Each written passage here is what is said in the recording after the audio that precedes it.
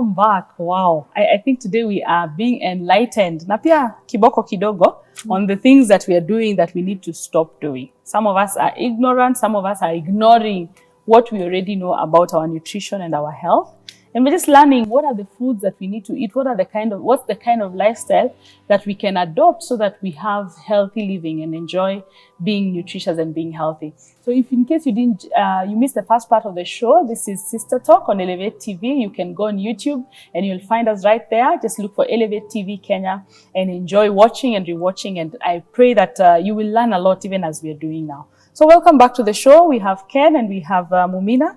They're helping us, unpack this thing that sometimes sounds a bit scary on matters nutrition. So before we went on the break, Mumina was like, sometimes we market, or rather, nutrition is posed as something that is, what was the word you used? It's a punishment. That is a punishment. Yes. I want to get that information more a bit because it's true. Sometimes we think, I think that the only time I will look for Ken is when I'm very sick. Yes. Then I'll be like, what should I do? What should I do? And then Ken will be like, now stop eating sugar. Ken, why is it that it's not very interesting when we think about you guys? Well, first of all, nutrition, as we said, is a lifestyle. Yeah. It is something that we practice on a day-to-day basis. Yeah.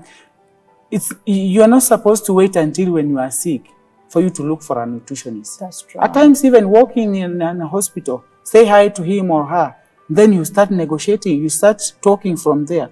So, when we talk about nutrition, these are the things that we need to do. And I'm waiting for a day when even there will be nutritionists on the ground, moving from one homestead to another, educating people and telling people this is what we are supposed to do. This is how we are supposed to do things. Not wait when we are in the hospital and then I'll tell you, stop this, stop this, stop this. And we say we restrict, not stop. Because as Mumina has said, many people will look at it as a punishment. Yeah. Because can you imagine when I tell you to stop taking ugali? And ugali is our staple food. Fortified, what do you mean? Kwanza, we like the fortified one. No, I'll not talk about fortified because you find the information we are getting from other people, and most of them are quacks. Anyway, they will tell you, stop taking mchele, stop taking this, stop taking this completely.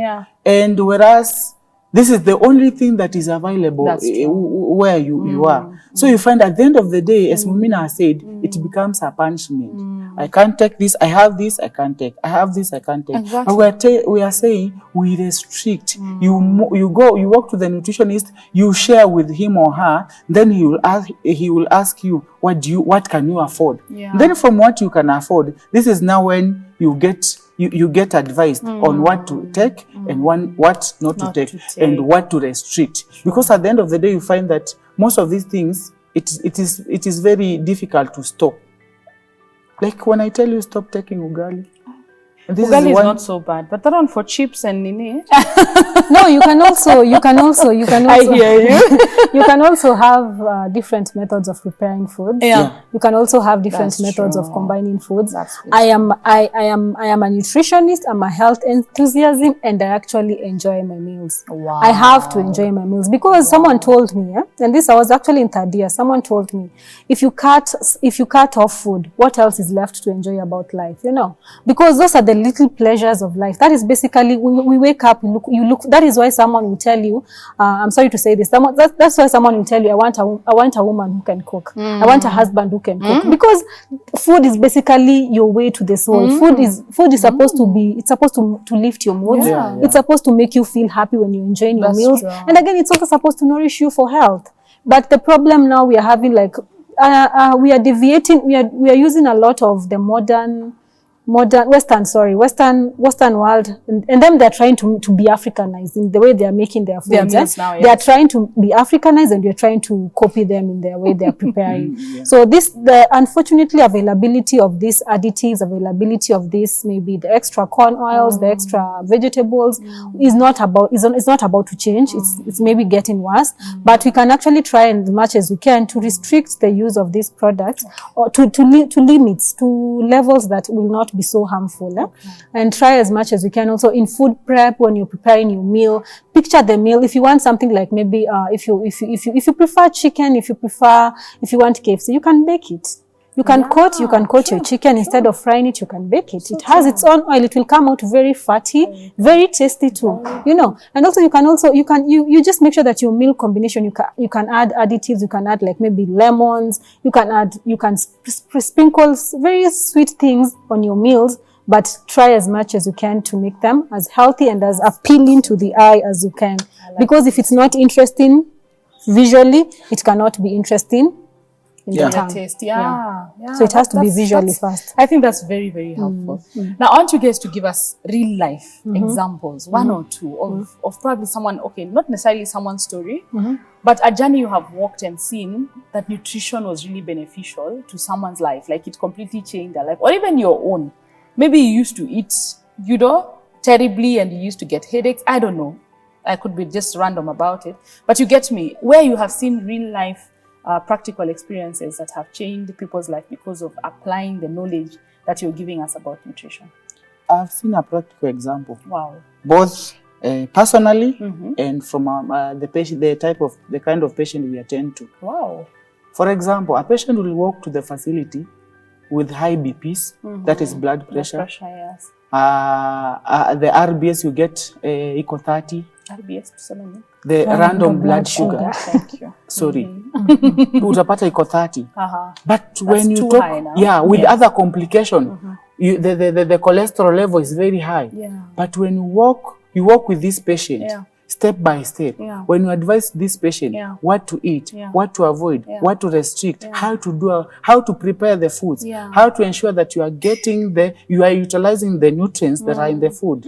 After 3-4 months, when this patient comes back, when you do the random blood sugar, you get it like something like 9. Wow. That's a good thing. A good thing. Wow. When you get the BPs, maybe initially zilikuwa 170 to 170, 120. At the end of the day, you find that patient amekuja akiwa na 130, 72. That's a good thing. Personally, before I come to my life, you find something like the cholesterol. The cholesterol is the amount of fat in the body. So you find that maybe a patient comes in the facility, zikiwa ziko juu. Then the doctor will refer the patient to the nutritionist. So as a nutritionist, when you walk with this patient step by step, at the end of the day, if you give him like 2-3 months, when you repeat the test, inarudi ikiwa chini. Meaning people are benefiting. And let me tell you, we need to invest in nutrition. Because I've seen people walking, those who maybe to some extent they thought maybe they will not manage their sugars. We have been reversing the sugars of our patient. Mtu anakuja zikiwa juu, at the end of the day unapata ziko sawa, zimestabilize. That is our joy. That is what we have seen it. How diet can help a person. Personally, sometimes back I used to weigh 92 kg. You may not believe. Yes, you may not believe. 92 kg. Where? Yes, 92 kg. That's obese, right? That is obese. 3. That's obese 3. Yeah, there's obese 1, obese 2, and obese 3. But mine was to the extent because the kind of life we are used to, the kind of foods we are used to, and we used to live a sedentary life. That's true. Unatoka shule, unaingia kwa gari nyumbani, unakula. Bas. So your life is all about, and we hatukuwa na discipline of what to eat and how to eat and when to eat. We used to eat because food is available, and that is misusing the food. You just eat because it's available. It really becomes an addiction, like you said. I was part of it. But now with time, this is a real life testimony. This is good. Thank you. This is a real life story. But when I started doing nutrition, and then I developed an interest. What is this nutrition? What can I do? Because I see people saying that I am losing a kg or 2, but mine was a bit challenging. But then at the end of the day, I find myself doing nutrition because I had developed an interest in nutrition. Yeah, that's a good. So with time, I started losing weight, and now I'm 69. Wow. Hey. But it is about discipline. Yes. You have to discipline yourself. You have to discipline your mind. Not to take tea or something because it's here. I can decide to walk away Yeah. and leave it because of personal don't need discipline. it. So nutrition is a discipline, That's and we have to create time. Because if you can't create time for what you eat, then what you eat will eat you. Sips. It's a very Mumina, important. I want you to talk to. Thank you so much, Ken, for sharing. You know, I'm looking at you. I'm thinking, where was the rest of the kilos? It's very Anyway, possible. you look very healthy the way you are now. Help us, especially women.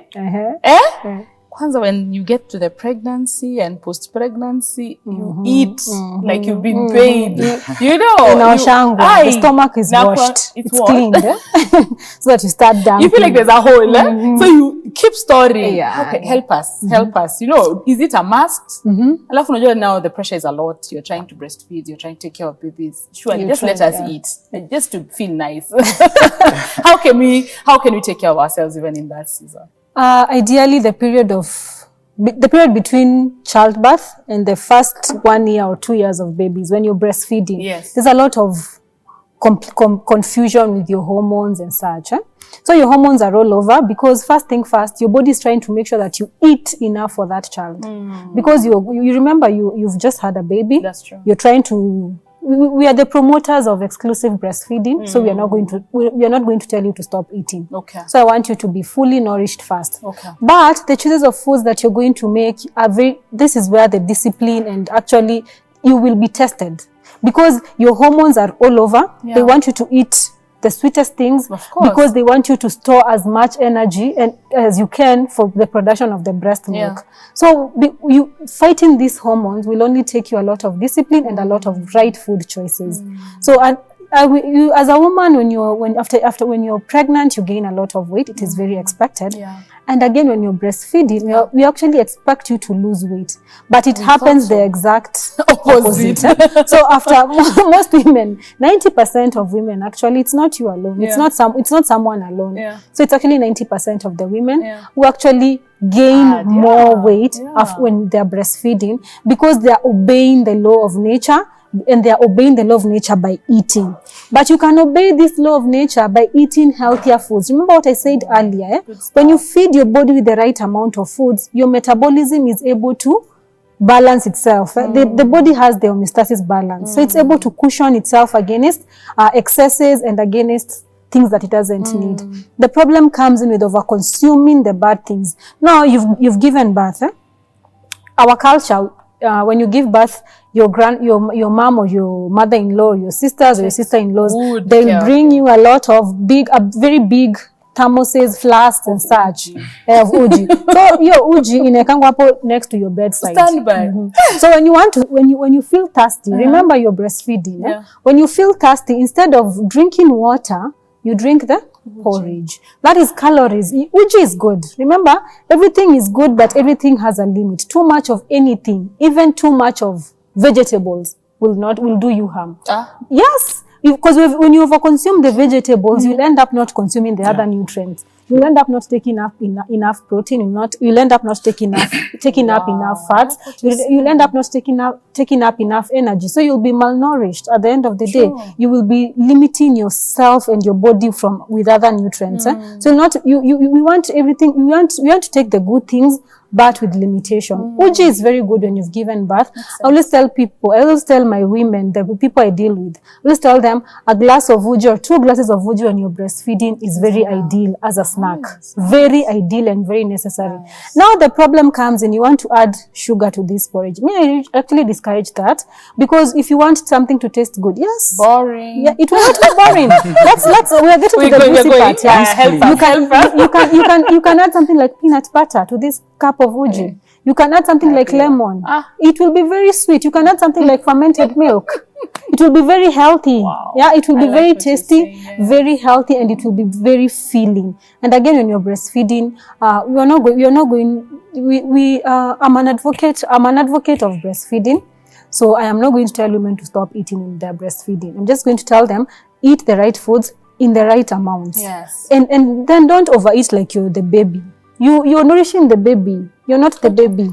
You see, you're trying to. Of course, when you're eating up, you need to factor in the fact. Be kind to us. You need to factor in the fact that you're eating to nourish and to nourish yourself, Yes, because yes. again, the whole process of childbirth can be a bit overwhelming on the Yes, body. that's So there's a lot of healing and repair that needs to go on, so that you go back and bounce back effectively. You need to take care of your back. You know, people say mimbo ubebewa kwa mgongo, yeah. Then you take to make sure that you walk. As I say, sit down. Venye Ken amesema, walk into a public hospital if you've given birth, because unfortunately our private hospitals do not even offer nutrition services effectively. Exactly. They don't. And most women run there because wanaogopa kushautiwa na nurse. Sindo? Anaogopa kuambiwa mama, sukuma mtoto na bidii. So they will run to the private hospitals so that they can have the comfort of being rubbed. They can have the comfort. I am not against that. It is very good to search for comfort. We are human and comfort is nice. But what we want to do is challenge our private hospitals to deliver the services. It's a basic need to have nutrition services. Wow. At any hospital, Wow. any hospital that you visit that does not have a nutritionist, you should write to their suggestion box and tell them get a nutritionist. Oh, really? Because you're doing yourself harm by going to that clinic monthly with yourself, you're pregnant and a baby, without seeing a nutritionist. Because what the doctor will tell you, the doctor waits until it's late. The doctor waits until the baby has rickets. The doctor waits until you're not producing enough milk, because they have cautioned you against eating, but they're not telling you to eat for repair. You see, so the pregnancy breastfeeding period is there's a lot of nutrition care that needs to happen down there. So that, because again, ukijiachilia kidogo, it's gone. And getting back is not as easy as people think. It's not as easy, because when you let yourself go for 2 years, you've let yourself go. You've been comfortable with breastfeeding for 2 years. Exactly. You've ruined your back, maybe with poor diets. You've ruined your tummy. You've ruined your joints and such. You'll no longer be mending repair is harder than preventing the diseases. So what you need to do is make sure, as much as we are taking care, we want to lose weight, we want to make sure that whether we are losing weight, the aim currently, when you the first 6 months, basically the first 12 months after the baby is born, when you're eating healthy, when you're eating right, you're moving, you're drinking enough water, do not do 2 liters of water and you're breastfeeding. Where will be the breast milk come from? You need to do like 4. And then make sure that your foods are healthy, well combined. Increase your protein, increase your meats, increase your eggs. Do at least 2 eggs or 1 egg a day. You're breastfeeding, you're allowed to. Wow. And then make sure that you move. Again, after we give birth, we become so comfortable. You want to sit down, and because now you've given birth, let's say you're married, you have the luxury of having your sister-in-law over or having your cousin over to come and take care of you. So cousin ni kuamka, kwenda bafu if you will, sit down, take the baby, and then eat. And use the remote. Yeah. That is your role in that society, in that homestead. And it's not a bad thing. Yeah. But when you do that, remember, go get some sunlight. Take a walk a bit, because when you're healing, you also need to make sure that you strengthen your muscles so that you repair nicely, you take care of your back, you take care of your joints. You don't have these problems with women as young as 30. Go to these chronic disorders clinics. You'll be shocked. Women as young as 30 years having arthritis. And this is not the autoimmune arthritis. This is the lifestyle arthritis, whereby you're not moving, you've become too fat, your body cannot handle your weight.